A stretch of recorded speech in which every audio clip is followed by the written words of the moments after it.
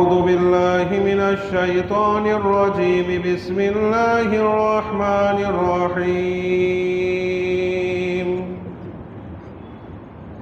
قيل لها ادخل الصرح فلما رأته حسبته لجة وكشفت عن ساقيها قال إنه صرح ممرد من قوارير قالت رب إني ظلمت نفسي وأسلمت مع سليمان لله رب العالمين۔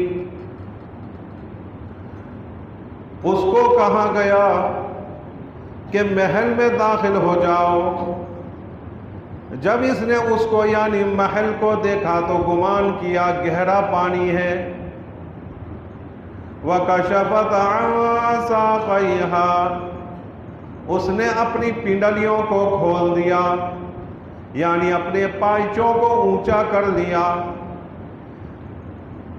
قَالَ إِنَّهُ صَرْحٌ مُمَرَّدٌ مِّن قَوَارِيرَ،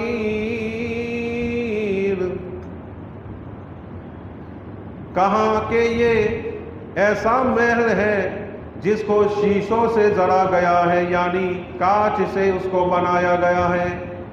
کہنے لگی کہ میرے پروردگار، بلا شبہ میں نے اپنے آپ پر ظلم کیا اور میں مسلمان ہوئی مسلمان کے ساتھ جہاں کے پروردگار اللہ کے لیے۔ محترم حضرات، سلیمان علیہ السلام کا واقعہ یہاں تک پہنچا تھا کہ بلقیس چل کر سبا کے ملک سبا سے چل کر بیت المقدس آ گئی، اور بیت المقدس آنے کے بعد اس کی بہت خاطر تواضع ہوئی اور بہت کچھ اس کو انعامات سے نوازا بھی گیا، اور اس نے حضرت سلیمان علیہ السلام کے اخلاق، ان کی شان و شوکت، اور پھر تخت کا بدل جانا، تخت کا وہاں سے آ جانا، اس کا رد و بدل کر دینا، یہ سارے معجزات بھی دیکھے۔ حضرت سلیمان علیہ السلام نے معجزات تو دکھا دیے، اب انہوں نے چاہا کہ اپنی دنیاوی شان و شوکت اور بادشاہت کے جو شان و شوکت ہے اس کو بھی دکھاتے چلے۔ سلیمان علیہ السلام نے ایک محل تیار کیا جو پورا کا پورا شیشے کا بنا ہوا تھا، ہر چیز آر و پار دکھتی تھی، اور وہ محل بھی ایسا بنایا گیا جس کا راستہ تھا اس کے اوپر کنڈیاں بنائی گئی یعنی حوض بنائی گئی، اور حوض کے اوپر کانچ بچھا دی گیا، اور اس حوض میں بھی قسم قسم کے مچھلیاں، رنگ برنگی عجیب قسم کی مچھلیاں وغیرہ بھی چھوڑ دی گئی، جو اوپر سے یوں معلوم ہوتی دیکھتے تھے کہ یہ تالاب ہے، یہ معلوم ہوتا تھا یہ بڑی بڑی حوضیں ہیں جس میں مچھلیاں تیر رہی ہیں۔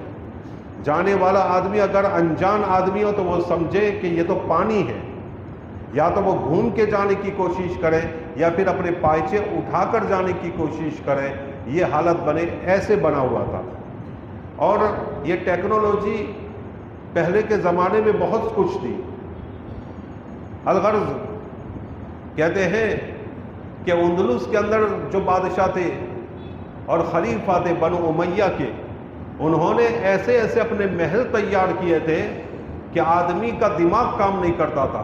اس زمانے کے انجینئر جس انجینئرنگ سے اپنے محلات بناتے تھے، دور دراز سے لوگ ان محلات کو دیکھنے کے لیے آتے تھے، اور کبھی حوضوں کے اندر ایسا پارا بھرا جاتا تھا جس کی چمک اوپر دیواروں سے لگتی تھی، چھتوں کے ساتھ لگتی، دیواروں کے ساتھ لگتی، اور اس پارے کے اندر تھوڑی سی کوئی چیز ڈال دی جاتی تو وہ پارا ہلنے لگتا۔ اس پارے کے ہلنے کی وجہ سے یہ جو چمک ہوتی تھی ہلنا شروع ہو جاتی تھی، اور آدمی کو یوں لگتا تھا بھوکم آیا، اور بھاگنے کی کوشش کرتا تھا۔ ایسے ایسے محلات تیار کیے تھے انہوں نے۔ الغرض سلیمان علیہ السلام نے حکم دیا کہ بلقیس کو میرے دربار میں حاضر کیا جائے۔ حضرت سلیمان علیہ السلام کے دربار میں بلقیس سامنے سے آ رہی ہے، حضرت سلیمان بیٹھے ہیں تخت پر۔ چلتے چلتے جب وہ قریب آئی تو اس کو یوں معلوم ہوا کہ یہ حوض ہے اور حوض سے ہو کر مجھے آگے جانا ہے۔ اپنے پائچوں کو اٹھایا۔ بلقیس کا جسم پورا خوبصورت تھا، لیکن اس کی پنڈلیوں کے اوپر کچھ بال تھے۔ اس لیے میں نے گزشتہ کل بتایا تھا کہ حضرت سلیمان علیہ السلام وہ شخصیت ہے جنہوں نے ایسا پاؤڈر ایجاد اس زمانے میں کیا تھا جس سے بال صاف ہو جاتے تھے، بال صفا پاؤڈر۔ الغرض یہ ان کی ایجاد ہے۔ اور بھی حضرت سلیمان علیہ السلام نے بہت ساری ایجادات کی تھی جو اس کے پہلے لوگوں نے اس کو کیا نہیں تھا، کیونکہ ان کے پاس پوری دنیا کی طاقت تھی، جین تھے، انس تھے، ہوائیں تھی، سب کچھ ان کے پاس تھا۔ اب جب انہوں نے پائچے اٹھا لیے بلقیس نے، تو حضرت سلیمان علیہ السلام نے کہا کہ اس پائچے کو نیچے کر دو بی بی، یہ حوض نہیں ہے، یہ تو کاج کا ایک راستہ ہے، اس پر چل کر تمہیں آنا ہے، اس میں کوئی پانی نہیں، تمہیں پانی نیچے ہے، تمہیں اوپر دکھائی دیتا ہے۔ الغرض سلیمان علیہ السلام نے اس کی پنڈلیوں کو دیکھتے ہوئے فوراً اپنا چہرہ پھیر لیا۔ چہرہ پھیرنے کے بعد کہا کہ ویسے ہی آپ چلے آؤ۔ اس سے علماء کرام نے یہ بات نکالی ہے کہ اگر کوئی آدمی کسی سے نکاح کرنا چاہتا ہے تو اس کو چاہیے کہ ایک مرتبہ اس لڑکی کو دیکھ لے۔ اور حضور اکرم صلی اللہ علیہ وسلم کا بھی یہی ارشاد ہے کہ آقا سرکار دو عالم صلی اللہ علیہ وسلم نے ارشاد فرمایا، جب تم کسی سے نکاح کرنا چاہو تو پہلے اس کے چہرے وغیرہ کو دیکھ لو، تاکہ آگے چل کر تمہیں کوئی پچھتاوا نہ ہو، آگے چل کر تمہارے اندر انبن نہ ہو۔ حضرت مغیرہ بن شعبہ رضی اللہ تعالیٰ عنہ نے نکاح کا پیغام بھیجا۔ حضور اکرم صلی اللہ علیہ وسلم نے پوچھا کہ کیا تم نے اس لڑکی کو دیکھا ہے؟ انہوں نے کہا کہ ابھی میں نے نہیں دیکھا۔ تو آقا سرکار دو عالم صلی اللہ علیہ وسلم نے فرمایا اس کو دیکھ لو تاکہ آگے چل کر تمہارے اندر یہ محبت کا سبب بنے۔ بغیر دیکھے اگر تم اس سے شادی کر لو گے، ہو سکتا ہے اس کے اندر کچھ نقص ہو یا تجھے پسند نہ آئے، تو پھر آگے چل کر نفرتیں پیدا ہو۔ اس سے بہتر ہے کہ تم اس لڑکی کو پہلے دیکھ لو۔ یہاں سے علماء کرام نے مسئلہ استنباط کیا ہے، جس لڑکی سے تم نکاح کرنے جا رہے ہو اس کو کم سے کم ایک مرتبہ دیکھ لینا چاہیے۔ حضرت سلیمان علیہ السلام کے اس عمل سے بھی یہی معلوم ہوا۔ الغرض حضرت سلیمان علیہ السلام کے پاس بلقیس آ گئی۔ سلیمان علیہ السلام کی خدمت میں حاضر ہو کر اس نے اسلام بھی قبول کیا۔ اسی کو اس نے کہا، قالت رب انی ظلمت نفسی واسلمت مع سلیمان للہ رب العالمین۔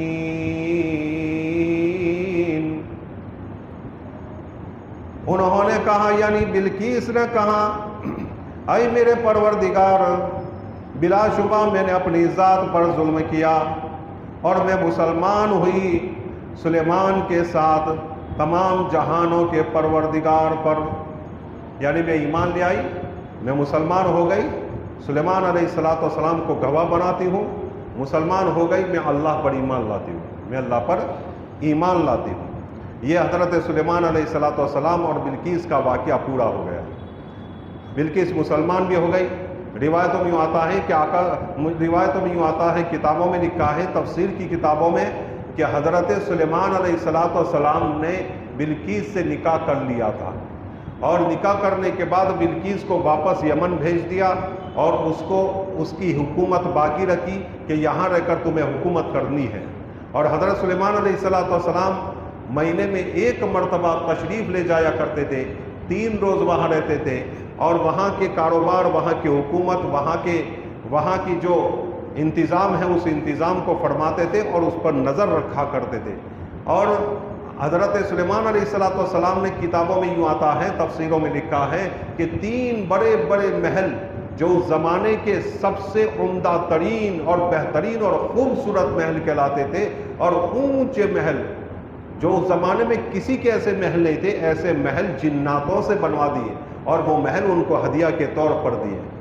الغرض روایتوں میں یوں بھی آتا ہے کہ حضرت سلیمان علیہ السلام اور بلقیس سے ایک لڑکا بھی پیدا ہوا، ایک لڑکا بھی پیدا ہوا۔ یہاں حضرت سلیمان علیہ السلام اور بلقیس کا واقعہ پورا ہوا، لیکن ایک بات یہاں ہمیں سمجھ میں آئی اس واقعے سے، اور سوال بھی ہوا کہ سوال کیا ہے؟ مفسرین کرام نے سوال اٹھایا کہ جب بلقیس اتنی ہوشیار تھی، اتنی عقل مند تھی اور اتنی ذہین تھی، اتنی زیرک تھی، پھر پہلے مسلمان کیوں نہیں ہوئی؟ اس کو پہلے سے ہی مسلمان ہو جانا چاہیے تھا، وہ مسلمان کیوں نہیں ہوئی؟ تو قرآن نے اسی کو کہا ہے کہ صحبت کا اثر تھا جس کی وجہ سے وہ مسلمان نہیں ہوتی۔ وَصَدَّهَا مَا كَانَتْ تَعْبُدُ مِن دُونِ اللَّهِ إِنَّهَا كَانَتْ مِن قَوْمٍ كَافِرِينَ۔ کیا کہا؟ کہ اس کو روکے رکھا اس چیز سے، اس کو روک دیا اس چیز سے حضرت سلیمان علیہ السلام نے جس کی وہ اللہ کو چھوڑ کر عبادت کرتے تھے۔ کانت من قوم کافرین، اور وہ قوم کافر سے تھی، وہ قوم کافر سے تھی۔ تو قوم کافر کے ساتھ وہ رہتی تھی، اس کا اثر تھا کہ وہ دوسری چیزوں کی طرف اور صحیح رب کی طرف اور سچے رب کی طرف اس کا دھیان ہی نہیں گیا تھا۔ صحبت کا اثر بہت خطرناک اثر ہوتا ہے، بہت خطرناک اثر ہوتا ہے۔ ایک آدمی کسی کی صحبت میں رہے، چاہے کتنا بھی اچھا ہو، لیکن بروں کی صحبت میں وہ رہتا ہے تو چاہے کتنے بھی اچھے خاندان کا ہو، چاہے کتنے بھی اونچے خاندان کا ہو، چاہے کتنا بھی اس کے پاس علم ہو، چاہے کتنا بھی اس کے پاس تقویٰ و طہارت ہو، لیکن وہ برے لوگوں کے ساتھ بیٹھتا ہے تو ان قریب اس کے اندر برائیاں پیدا ہو جائے گی۔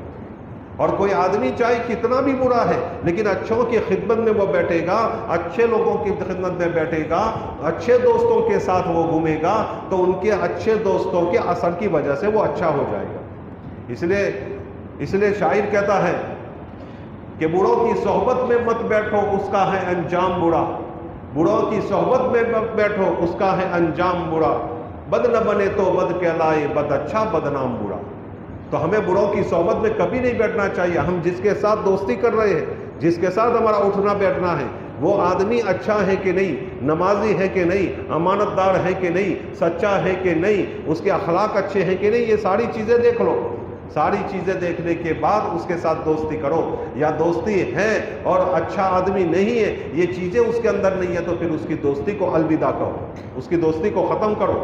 آقا سرکار دو عالم صلی اللہ علیہ وسلم نے ارشاد فرمایا، اچھے دوست کی مثال عطر فروش، عطر بیچنے والے کی طرح ہے کہ عطر کی دکان پر بیٹھو گے، عطر بیچنے والے کے پاس بیٹھے ہوئے تو تم کو وہ عطر دے نہ دے لیکن تمہیں خوشبو ضرور ملے گی، اس کی خوشبو سے تمہیں فائدہ ہوگا۔ اور تم برے لوگوں کی صحبت میں بیٹھو، اس کی مثال ایسی ہے جیسے بھٹی چلانے والے، جیسے لوہار ہوتے ہیں، لوہار بھٹی چلاتے ہیں، بھٹی چلانے والے کی طرح ہے کہ تم اس کے پاس بیٹھو گے تو تمہیں کچھ لگے یا نہ لگے، اس کا دھواں تو ضرور لگے گا، اس کا تو دھواں ضرور لگے گا، اور تمہارے دل و دماغ کو اور تمہارے کپڑوں کو یہ گندا کرے گا اور کالا کرے گا۔ یہ اللہ کے نبی صلی اللہ علیہ وسلم نے مثال دی۔ اس لیے ہمیں اچھے لوگوں کے ساتھ بیٹھنا چاہیے، چاہے اس سے کچھ فائدہ ہو نہ ہو، لیکن تمہارے اخلاق کے اوپر ضرور اس کا اثر ہوگا۔ صحبت ساہلے ترا ساہلے کند، صحبت تاہلے ترا تاہلے کند، کہ اچھوں کی صحبت تجھے اچھا بنا دے گی اور بروں کی صحبت تمہیں برا بنا دے گی۔ شیخ عبد الغنی پھول پوری رحمۃ اللہ علیہ کے خدمت میں ایک شخص آیا اور کہنے لگا، حضرت عجیب بات ہے، میرے آم کے درخت کے اوپر میٹھے آم ہوتے تھے اور ہمیشہ ہم میٹھے آم کھاتے تھے، لیکن اس سال عجیب بات ہو گئی کہ چند سالوں سے ہم دیکھ رہے ہیں کہ ہمارے اس آم کے اوپر، آم کے درخت پر کڑوے آم لگ رہے ہیں، اس کو ہم چھیل کر کھاتے کڑوے معلوم ہوتے ہیں، حالانکہ سالہ سال سے باپ دادا کے زمانے سے ہم میٹھے کھا رہے ہیں، اب اچانک 2-3 سال سے ایسا ہو رہا ہے کہ اس میں کڑوے پھل آ رہے ہیں اور کڑوے آم آ رہے ہیں۔ حضرت نے پوچھا کیوں، ایسا کیوں ہو گیا، تم نے کچھ غور بھی کیا؟ کہا کہ ہاں حضرت، ہمارے اس آم کے درخت کے پاس نیم کا درخت ہے، وہ نیم کی درخت کی ڈالیاں اس کے ساتھ مل گئی، یعنی نیم کی درخت کی ڈالیاں ایک دوسرے کے ساتھ آم کے درخت کے ساتھ گل مل گئی، ایک دوسرے سے مل گئی۔ تو اس کے اثر کی وجہ سے، یعنی نیم کے کڑواہٹ کے اثر کی وجہ سے ہماری کیریاں بھی اور ہمارے آم بھی، ہمارے پھل بھی کڑوے ہو گئے۔ ہمارے پھل کڑوے ہو گئے۔ حضرت نے فرمایا دیکھا اس سے ہمیں ایک درس معلوم ہوا، ایک سبق ملا، ایک نصیحت ملی کہ جب آدمی برا ہوگا اور اس کی صحبت میں بیٹھو گے تو اس کا اثر تمہارے اوپر پڑے گا، اور آدمی میٹھا ہوگا اور تم اس کی صحبت میں بیٹھو گے تو اس کا اثر تمہارے اوپر پڑے گا، اس کا اثر تمہارے اوپر پڑے گا۔ ان بچوں کو پیچھے نکال دو۔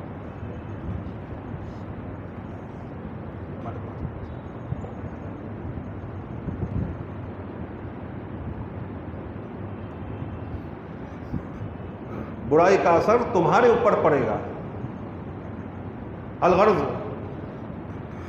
تو صحبت سہلے ترا سہلے کنت، صحبت تاہلے ترا تاہلے کنت، کہ اچھوں کی صحبت میں بیٹھو گے اچھا ہو جاؤ گے، اور بروں کی صحبت میں بیٹھو گے تو برے ہو جاؤ گے۔ اسی لیے کہتے ہیں اسی لیے کہتے ہیں کہ یار بد برا ہوتا ہے مارے بد سے، مارے بد یعنی سانپ اگر ڈس لیتا ہے تو آدمی کی جان جائے گی، اور برا دوست اگر تمہیں ڈس لے اور برا دوست تمہیں اگر نقصان پہنچائے تو تمہاری ایمان جائے گا، تمہارا ایمان جائے گا۔ اس لیے کہتے ہیں کہ مارے بد یار بد سے مارے بد بہتر ہوتا ہے، یار بد سے مارے بد بہتر ہوتا ہے، یعنی زہریلا سانپ بہتر ہے برے دوست سے۔ اس لیے برے دوستوں سے دوری اختیار کریں، برے دوستوں کی صحبت میں نہ بیٹھیں، اس سے ہماری پوری زندگی تباہ و برباد ہو جاتی ہے، ہمارا کیریئر ختم ہو جاتا ہے، ہمارا مستقبل ختم ہو جاتا ہے۔ اچھے لوگوں کے ساتھ بیٹھنے کی کوشش کریں، اچھے لوگوں کے ساتھ رہیں۔ الغرض ایک دوسرا واقعہ حضرت سلیمان علیہ السلام کا، کہ حضرت سلیمان علیہ السلام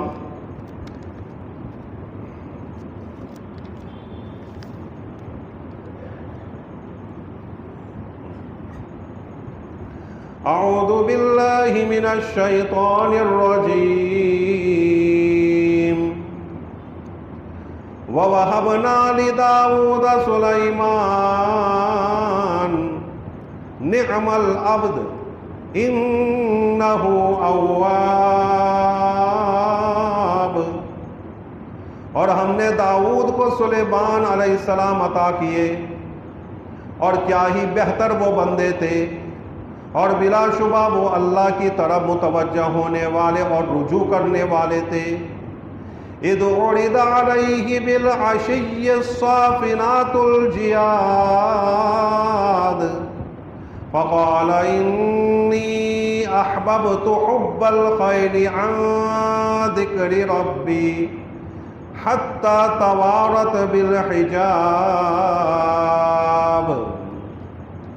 اور جب ان کے سامنے شام کے وقت تیز رو گھوڑے، اصیل گھوڑے پیش کیے گئے، پھر کہنے لگے کہ مال کی محبت نے مجھے اللہ کے ذکر سے محروم کر دیا، اللہ کے ذکر سے غافل کر دیا، یہاں تک کہ سورج ڈوب گیا۔ ردوہا علی، انہوں نے کہا کہ اس کو پھر میرے سامنے پیش کرو۔ فطفق مسحا بالسوق والاعناق، پھر وہ اس کو مسلنے لگے، یعنی اس کا مسا کرنے لگے، اس پر ہاتھ پھیرنے لگے، ان کی گردنوں کے اوپر، ان کی کونچوں کے اوپر۔ کیا فرمایا؟ سلیمان علیہ السلام کے واقعات میں سے ایک واقعہ یہ بھی ہے کہ حضرت سلیمان علیہ السلام ایک مرتبہ جہاد کے لیے تیاری کر رہے تھے کہ انہوں نے کہا کہ جہاد کے جو گھوڑے ہیں میرے سامنے حاضر کیے جائیں، ذرا میں ان کی دیکھ بھال کر لوں، معائنہ کر لوں۔ چنانچہ 20,000 گھوڑے ان کے سامنے پیش کیے گئے۔ اب 20,000 گھوڑے تھے، ان گھوڑوں کا معائنہ کرتے کرتے کرتے یہ معاملہ پیش آیا اور یہ حادثہ پیش آیا کہ سورج غروب ہو گیا۔ سورج غروب ہو گیا تو اللہ کا ذکر وہ کرتے تھے اس وقت سورج غروب ہونے سے پہلے پہلے۔ بعض لوگوں نے لکھا ہے کہ عصر کا وقت تھا اور عصر کی نماز ابھی باقی تھی، اور حضرت سلیمان علیہ السلام ان گھوڑوں کا معائنہ کر ہی رہے تھے کہ سورج غروب ہو گیا۔ سورج غروب ہو گیا تو ان کو بڑا افسوس ہوا، اور بڑے بڑے افسوس میں پڑ گئے، پشیمان ہوئے، پچھتاوا ان کو ہونے لگا کہ یہ کیا کر دیا میں نے، پوری نماز چلی گئی، یا جو میں ذکر کرتا تھا وہ ذکر میں نہیں کر سکا، حضرت سلیمان علیہ السلام پریشان. اب روایتوں میں یہ آتا ہے کہ فرشتوں کو انہوں نے کہا کہ ذرا سورج نکال دیجئے میں نماز پڑھ لوں، تو انہوں نے نماز بھی پڑھ لی، سورج نکال بھی دیا گیا اور نماز بھی پڑھ لی. یہ ایک نبی کا معجزہ تھا، اور نبی کے لیے یہ ساری چیزیں آسان ہیں کہ اللہ تعالیٰ سے دعا کرے، اور اللہ تعالیٰ سے دعا کرے تو فرشتے مسلط کر دے، اس کو نکال دے اور نماز پڑھ لے. الغرض ایک بھول تو ہو گئی حضرت سلیمان علیہ السلام سے کہ وقت پر نماز نہیں پڑھ سکے. وقت پر ویسے بعد میں بھی نماز ہو گئی، لیکن ایک مرتبہ تو وہ نماز چھوٹ ہی گئی. حضرت سلیمان کو بڑا افسوس ہوا. تو انہوں نے کیا کیا؟ ان گھوڑوں کو واپس کرو، حاضر کرو. ردوہا، اس کو حاضر کرو علیہ، میرے سامنے. تمام گھوڑوں کو حاضر کیا گیا. حضرت سلیمان علیہ السلام نے ان گھوڑوں کو، کتابوں میں یوں آتا ہے، کچھ گھوڑوں کو ذبح کر دیا، اور ذبح کر کے اس کا گوشت خیرات کر دیا. یہ چند گھوڑوں کو ذبح کرنے کا مطلب کیا تھا؟ تاکہ یاد رہے، بعد میں کبھی غفلت نہ برتے، کبھی بعد میں غفلت طاری نہ ہو جاوے. اس لیے حضرت سلیمان علیہ السلام نے اپنے آپ کی سرزنش کے لیے، اپنے آپ کی تنبیہ کے لیے کچھ گھوڑوں کو ذبح کر کے اس کا گوشت خیرات کر دیا تاکہ لوگ کھا لیں. اور جمہور کے نزدیک گھوڑا کا گوشت جائز ہے اور حلال ہے، گھوڑا کا گوشت کھا سکتے ہیں. حنفیوں کے نزدیک، یعنی اس میں بھی امام حنیفہ رحمۃ اللہ علیہ کے نزدیک، گھوڑے کا گوشت جائز نہیں ہے. حرام تو نہیں کہہ سکتے، جائز نہیں ہے. اس لیے کہ اس زمانے کے اندر گھوڑے اوپر سوار کر کے جنگ کی جاتی تھی. حضرت ابو حنیفہ رحمۃ اللہ علیہ نے اس لیے اس کو ناجائز کہا کہ اگر گھوڑے کو ذبح کرنے کی اجازت دے دی جائے گی تو پھر آلات جہاد جس سے جنگ کی جاوے وہی ختم ہو جائیں گے، گھوڑے پر پھر نہیں رہیں گے تو جہاد کس پر کریں گے. تو حضرت سلیمان علیہ السلام نے، حضرت ابو حنیفہ رحمۃ اللہ علیہ نے اسی اعتبار سے فرمایا کہ گھوڑا ناجائز ہے، اس کا گوشت ناجائز ہے. لیکن اب کے زمانے میں اگر کوئی گھوڑے کا گوشت دیتا ہے، جیسے سعودیہ میں ہوتا ہے، دوسری جگہوں پر جیسے ترکستان میں ہے، ان جگہوں کے اوپر گھوڑے کو ذبح بھی کیا جاتا ہے، اس کا گوشت بھی کھایا جاتا ہے. اگر کبھی کہیں موقع مل جائے اور کہیں سامنے آ جائے تو اس کو کھا لینا جائز ہوگا. آج کے زمانے میں جمہور کے قول پر فتویٰ ہو سکتا ہے. الغرض اب سلیمان علیہ السلام نے ایک تنبیہ یہ بھی کی، دوسرا یہ بھی کہ جو دوسرے گھوڑے تھے اس میں سے کچھ گھوڑوں کو داغ دیا اس کی گردن پر، اس کی کوچوں کے اوپر، تاکہ ان گھوڑوں کو دیکھ کر مجھے اس واقعے کا خیال رہے کہ دیکھو ایک مرتبہ یہ بھی ہوا تھا کہ تیری نماز چھوٹ گئی تھی. تیری اپنے آپ کو تنبیہ کرنے کے لیے ساری چیزیں حضرت سلیمان علیہ السلام کر رہے ہیں. اس سے ایک بات معلوم ہوئی کہ نماز کتنی اہم چیز ہے. نماز کتنی اہم چیز ہے کہ حضرت سلیمان علیہ السلام نے کتنے ہی گھوڑوں کو ذبح کر کے خیرات کر دیا، اور کتنے ہی گھوڑوں کو حضرت سلیمان علیہ السلام نے داغ دی، نشان بنا دیے، تاکہ اس مستحضر رہے، ہمیشہ اللہ کا ذکر، ہمیشہ اللہ کی یاد، ہمیشہ اللہ کی عبادت مستحضر رہے. تو اس طرح ہم کو ایک بات کا سبق ملتا ہے کہ نماز بڑی اہم چیز ہے. حضرت ابو طلحہ رضی اللہ تعالیٰ ایک مرتبہ نماز پڑھ رہے تھے، اور ایک چڑیا کی آواز، ایک پرندے کی آواز بڑی خوبصورت تھی. نماز کے دوران وہ پرندہ آواز کر رہا ہے، ان کے کان اس طرف متوجہ ہو گئے، ان کا دماغ، ان کا دل اس طرف متوجہ ہو گیا، اور نماز میں کتنی رکعتیں ہوئی کتنی نہیں یاد بھی نہیں آ رہا. وہ سوچ رہے کہ میری کتنی رکعتیں ہوئی، 2 ہوئی، 3 ہوئی، 4 ہوئی، کتنی ہوئی، یاد ہی نہیں آ رہا ہے. نماز کے بعد آقا سرکار دو عالم صلی اللہ علیہ وسلم کی خدمت میں حاضر ہوئے.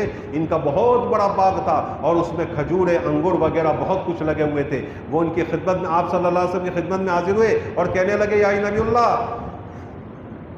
اس باغ کی وجہ سے اور اس باغ کے پھل فروٹ کی وجہ سے اور وہاں کے پرندوں کی وجہ سے میں اللہ کے ذکر سے اور اللہ کی عبادت سے میں غافل ہو گیا، جس کی وجہ سے میں چاہتا ہوں کہ میرا یہ باغ اللہ کے راستے میں دے دیتا ہوں. اے نبی اللہ، اس پورے باغ کو، اس عالی شان باغ کو آپ جہاں چاہے، جس طرح چاہے خرچ کر دیں. تو یہ ہے صحابہ کرام رضی اللہ تعالیٰ عنہ مجمعین نے اپنی سرزنش کے لیے ایسے واقعات ہیں. آقا سرکار دو عالم صلی اللہ علیہ وسلم کے پاس ایک آدمی نے، ایک باہر کا آدمی آیا ہوا تھا، ایک چادر دی، اور چادر بڑی خوبصورت تھی. آپ صلی اللہ علیہ وسلم پہن کر نماز کے لیے گئے. نماز میں اس چادر کے بارے میں ذرا خیال آ گیا. نماز کے بعد گھر تشریف لائے. عائشہ کو کہا عائشہ یہ جس آدمی نے مجھے یہ چادر دی ہے وہ چادر اس کو واپس بھیج دو، مجھے یہ چادر نہیں چاہیے. وہ چادر جس سے میں اللہ کی عبادت سے اور اللہ کے ذکر سے، اللہ کی نماز سے غافل ہو جاؤں، وہ چیز مجھے پسند نہیں. اس سے ایک بات ہمیں یہ معلوم ہوئی کہ ہم کو بھی چاہیے کہ ہم اپنے آپ کو مجاہدات میں، قربانیوں میں ڈالیں. کبھی ہم سے کوئی ایسی غلطی ہو جاوے تو ہم اپنے آپ پر 200 رکعتیں مسلط کر دے، روزے مسلط کر دے، تاکہ بعد میں ہمیں کسی اور عبادت سے غفلت نہ ہو، اور عبادت سے غفلت نہ ہو. ایک بزرگ جا رہے تھے، راستے میں گھر دیکھا. کہا کہ ہم یہاں سے گزرتے تھے، کوئی گھر نہیں تھا. یہ گھر کس کا بنا؟ یہ گھر کس کا بنا؟ لوگوں نے بتایا فلاں آدمی کا بنا، فلاں آدمی کا بنا. پھر ان کے دل پر ایک دھچکا لگا، ان کے دل پر ایک چوٹ لگی کہ مجھے پوچھنے کی کیا ضرورت تھی، مجھے کیا پوچھنے کی ضرورت تھی؟ وہ کس کا گھر ہے، جس کا بھی ہو، مجھے اس سے کیا فائدہ، مجھے اس سے کیا نقصان. بس اپنے دل پر ایک چوٹ لگی اور قسم کھا لی، اللہ کی قسم میں 1 سال تک روزے رکھوں گا اور اپنے آپ کو سزا دوں گا اور اپنے نفس کو سزا دوں گا. 1 سال تک روزے رکھے، خالی اتنا پوچھنے پر. ایسے تھے ہمارے بزرگان نے. تو اپنے آپ کبھی عبادت سے غفلت ہو جاوے، نماز سے غفلت ہو جاوے تو کوئی نہ چیز صدقہ کر دو، یا کوئی چیز اپنے اوپر لازم کر لو، تاکہ دوبارہ ہم کو اس بات کی جرأت نہ ہو. تو نماز اتنی اہم چیز ہے. آقا سرکار دو عالم صلی اللہ علیہ وسلم نے فرمایا کہ قیامت کے روز سب سے پہلے جس چیز کا حساب کتاب ہوگا وہ نماز ہوگا. نماز صحیح نکل آئی تو بیڑا پار ہے، اور نماز اگر صحیح نہیں نکلی تو آدمی ناکام و خاسر ہوگا، آدمی برباد ہو جائے گا. یہ ہے. اور آقا سرکار دو عالم اور قرآن کہتا ہے قد افلح المؤمنون الذین هم فی صلاتهم خاشعون، کہ جو نماز پڑھتے ہیں وہ کامیاب ہوں گے. خشوع خضوع کے ساتھ نماز پڑھتے ہیں وہ لوگ کامیاب ہوں گے. جس آدمی کو کامیاب کہا وہ کون ہے؟ جو نماز پڑھنے والا ہے. نماز پڑھنے والا ہمیشہ کامیاب ہوں گے. آقا سرکار دو عالم صلی اللہ علیہ وسلم کو کوئی غم، کوئی مصیبت، کوئی تکلیف، کوئی ٹینشن، کوئی پریشانی، کوئی بیماری پیش آتی تھی، فوراً مسجد میں جاتے تھے اور نماز کا سہارا لیتے تھے اور نماز پڑھتے تھے اور اللہ سے دعائیں کیا کرتے تھے. اللہ سے دعائیں کیا کرتے تھے. ہمارے آقا سرکار دو عالم صلی اللہ علیہ وسلم جب پیدا ہوئے تو پیدا ہوتے ہی حضرت آمینہ رضی اللہ تعالیٰ عنہ فرماتی ہیں میں نے میرے بیٹے کو بستر پر رکھا، میں نے میرے بیٹے کو چارپائی پر رکھا، میں کیا دیکھتی ہوں کہ اچانک وہ پورے گھومے اور گھوم کر سجدہ کر دیا انہوں نے. ابھی تو 1 دن کا بھی بچہ نہیں، چند منٹیں ہوئی ہے. آپ صلی اللہ علیہ وسلم پورے یوں گھوم گئے اور ایسی حالت بنا لی کہ جیسے سجدہ کر رہے ہیں. آپ صلی اللہ علیہ وسلم پیدا ہوئے ابھی چند منٹ بھی نہیں ہوئی، امت کو پہلا سبق دیا کہ دیکھو نماز سجدے، نماز سجدے، کبھی نہ چھوڑنا، کبھی نہ چھوڑنا. حضرت عبداللہ بن علی بن عبداللہ رضی اللہ تعالیٰ روزانہ 1000 سجدے کرتے تھے. اور شیطان جب کسی کو سجدہ کرتے دیکھتا ہے تو کہتا ہے کہ اللہ نے ان کو حکم دیا سجدہ کرنے کا، انہوں نے سجدہ کیا، وہ جنت کے مستحق ہو گئے. مجھے سجدہ کرنے کا حکم دیا، میں نے سجدہ نہیں کیا، میں جہنم کا ایندھن بن گیا. حضرت ابو ہریرہ رضی اللہ تعالیٰ عنہ فرماتے ہیں کہ سجدے میں آدمی اللہ تعالیٰ کے بہت قریب ہو جاتا ہے، اس لیے نماز کو اپنا سہارا بناؤ. حضور اکرم صلی اللہ علیہ وسلم پیدا ہوئے تو نماز کی تلقین کر رہے ہیں، نماز کا پیغام دے رہے ہیں. اور جب دنیا سے رخصت ہو رہے ہیں، حضرت انس رضی اللہ تعالیٰ کی روایت ہے کہ آخری سانسیں تھی، آپ صلی اللہ علیہ وسلم کچھ بول رہے تھے، سمجھ میں نہیں آتا تھا. صحابی نے کان لگا کر سنا تو زبان سے آواز آ رہی تھی، زبان مبارک کہہ رہی تھی الصلاۃ الصلاۃ الصلاۃ، نماز کبھی نہ چھوڑنا، نماز کبھی نہ چھوڑنا.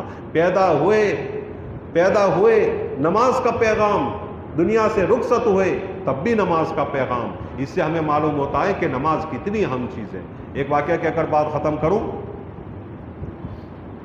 حضرت امام احمد ابن حنبل کے زمانے میں ایک لوہار تھا، لوہاری کا کام کرتا تھا، انتقال کر گیا.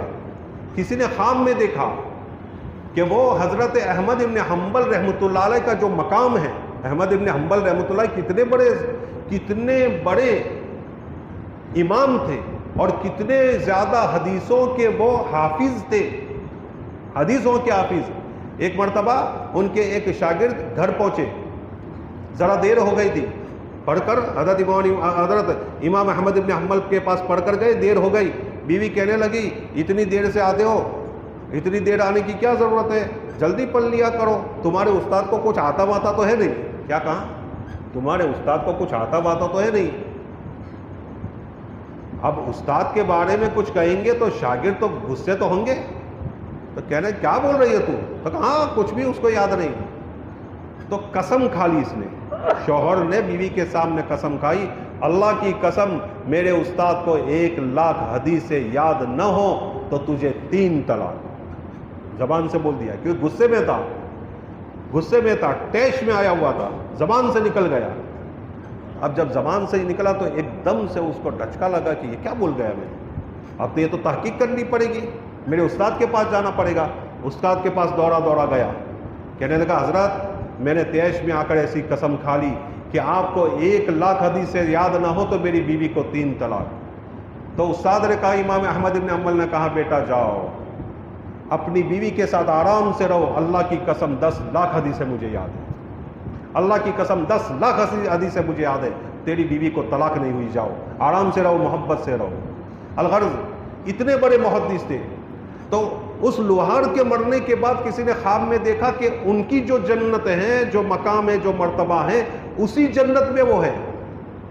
پوچھنے والے نے عجیب غریب انداز دیکھا، یہ کس کا؟ میرا ہے۔ کہاں کیا؟ امام احمد ابن حنبل کے ساتھ، ان کے ساتھ میرا عشرہ ہے اور ان کے مقام پر ہوں۔ آنکھ کھل گئی، اس آدمی کی آنکھ کھل گئی، ایک دم سے تعجب، ایک لوہار اور احمد ابن حنبل رحمۃ اللہ علیہ کے مقام تک اتنا اونچا۔ گھر گیا، اس کے تحقیق کی کہ تمہارے شوہر ایسا کون سا عمل کرتا تھا جس کی وجہ سے اتنا بڑا رتبہ، اتنا بڑا مرتبہ دیا؟ اگر میرا شوہر تو بیچارہ لوہار تھا، صبح جاتا تھا، شام کو کام دھندا کر کے تھکا ہارا میرے گھر آتا تھا، کھاتا تھا، پیتا تھا، 5 وقت کی نماز پڑھتا تھا اور کچھ نہیں تھا۔ کہ نہیں سوچو تم، کچھ تو تھا۔ اس عورت نے بہت کچھ سوچنے کے بعد اس نتیجے پر پہنچی کہ مجھے 2 باتیں یاد ہیں، اس کی 2 باتیں یاد ہیں۔ کون سی؟ کہا کہ ایک بات تو یہ ہے کہ جب وہ تھکا ہارا رات کے وقت آتا تھا گھر پہ، کھاتا تھا، پیتا تھا، عشاء کی نماز پڑھتا تھا، جب احمد ابن حنبل رحمۃ اللہ علیہ کو ان کی چھت کے اوپر نماز پڑھتے ہوئے پوری رات دیکھتا تھا تو وہ اللہ سے دعا کرتا تھا، ای باری الہا میں تو کمزور ہوں، تھکا ہارا آتا ہوں، بیوی بچوں کے لیے کماتا ہوں، کیا کروں، مجبور ہوں، کچھ ہے نہیں، میں تو غریب آدمی ہوں، اس لیے کمانے جاتا ہوں، میں کما کر لاتا ہوں، بیوی بچے کھاتے ہیں۔ احمد ابن حنبل کو تو دیکھو پوری رات عبادت کر، اے اللہ اگر مجھے سہولت ہوتی تو اللہ کی قسم میں بھی اسی طرح عبادت کرتا، لیکن کیا کروں، مجبور ہوں۔ روزانہ یہ بات بولتے تھے، ایک یہ، اور دوسری بات جب وہ ہتھوڑے سے کوٹ رہے ہوتے تھے اور ہتھوڑا اٹھائے ادھر مؤذن نے آواز دی، ادھر وہ ہتھوڑا اٹھا، ادھر مؤذن نے آواز دی اللہ اکبر اللہ اکبر، تو ان کا جو ہتھوڑا ہوتا تھا اس طرف نہیں لاتے تھے بلکہ یہاں ہتھوڑا ہے تو ہتھوڑا کو ادھر ہی چھوڑ دیتے تھے، پیچھے چھوڑ دیتے تھے اور نماز کے لیے نکل جاتے تھے۔ یہ 2 عمل ہے۔ اس آدمی نے کہا یہی 2 عمل ہے جس کی وجہ سے اللہ تعالیٰ نے اتنا اونچا مقام دیا ہے۔ تو نماز کتنی بڑی دولت ہے، نماز کتنی بڑی عبادت ہے۔ ہم سب کو چاہیے کہ نماز کو نہ چھوڑے، نماز کی پابندی کرے، نیت کر کے اٹھے، انشاءاللہ آج کے بعد ہماری زندگی کی شام تک، آج کی صبح سے زندگی کی شام تک انشاءاللہ ہماری کوئی نماز نہیں جائے گی۔ اللہ تعالیٰ عمل کی توفیق نصیب فرمائے۔ سبحان اللہ و بحمدہ، سبحانک اللہم